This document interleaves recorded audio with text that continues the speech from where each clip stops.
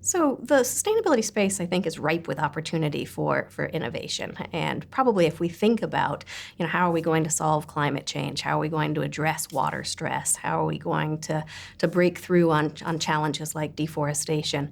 Every one of them, the solutions are going to probably sit in the world of innovation. I think at Mars, we've certainly seen innovations on technologies that allow us to use water more efficiently and more effectively.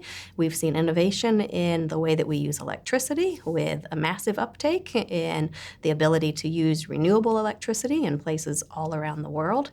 But probably the innovation that I'm most excited about is just around business models. So a different kind of innovation. I think what we're doing at Mars by combining our sustainability team and our procurement team so that we think about how we can buy raw materials in a different way, in a way that just goes beyond the price of those raw materials and it goes beyond the quality specifications. And in fact, we're really looking at the sustainability impact of our purchasing power.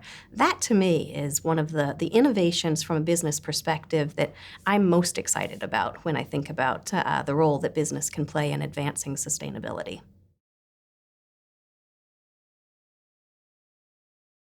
There are a lot of ways that climate change impacts our business. We probably feel it mostly in our supply chains. So the places all around the world where we buy cocoa or vanilla or rice, they're experiencing the day-to-day realities of climate change, the way that the weather patterns are changing, the way that it becomes more difficult to grow those crops in a predictable way. It impacts the quality of the crops that we're growing. It impacts the farmer's ability to grow them in a way that is both sustainably good and also financially good.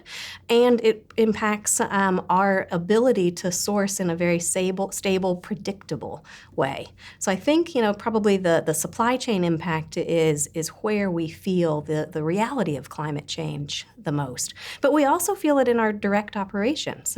Just a couple of weeks ago, one of our facilities in Australia had to shut down for a couple of days because the climate or the temperature spiked, the price of electricity spiked at the same time, and it was just no longer financially viable for us to have that facility open and running and producing the things that it produces for our consumers in Australia.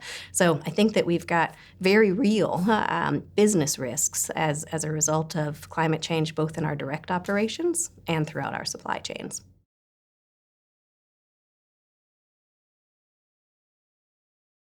I think there are a lot of things that we need to do better when we think about how we become more sustainable businesses. One of them that is always on my mind is I've worked in the business sector for 20 years, and what I've seen is companies generally just sort of going about the business of incremental improvement. So every year we want to do just a little bit better than we did last year, or every 5 years we want to set targets that are a little bit better than what we did 5 years ago, or every time we see a peer or a competitor sort of go in some new or bold direction, we're going to want to go just a little bit further than they do. But incremental improvements simply aren't going to bring us to the path that we need to be truly sustainable. And so I think we've got to become much more reliant on science, much more reliant on doing what's necessary, rather than simply staying focused on incremental achievements. One of the things that excites me about the way that sustainability is beginning to be embraced within the broader business culture is it's no longer just about managing risks. I think that we have built a good track record over the years in building the business case for risk management, which is abundantly important.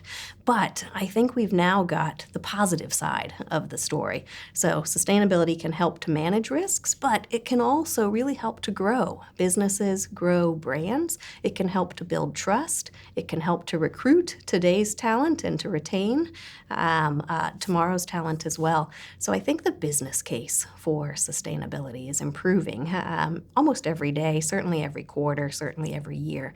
And there's something to be excited about within that business case.